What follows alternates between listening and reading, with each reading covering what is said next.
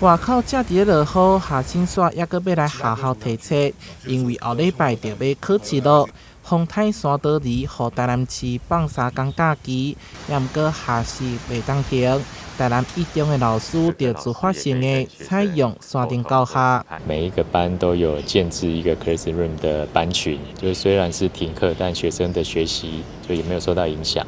就我观察到的，出席率都有8成到9成，可能。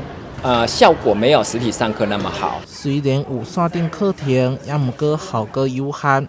全国教师工会总联合会指出，只要放假，对主考部分会有进度交不了的问题，学生的学习甚至会影响。节数一定会减少啊，当然老师要可能就是要赶一些进度啊。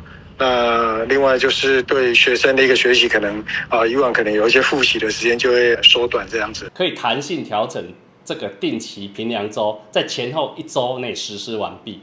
不过要有会议记录，而且要妥善的这个备查啦吼。那这个部分是我们行之有年的规定。1摆13下年度的第1摆考试，原本规划伫10月7号到11号。教育局目前予58间国中以及4间市立高中，会当看课程安排以及学习状况，自行调整考试时间。我们就把第一次的那个定期考试，从10月8号、9号，把它调整到10月15号、16号。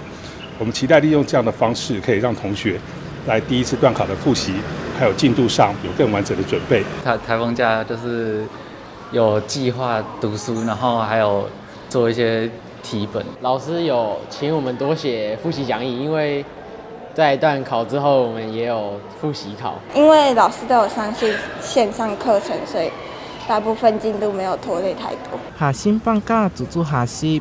回去到学校，老师补课，加强学习，好好准备来迎接考试。台南新闻所采访报道。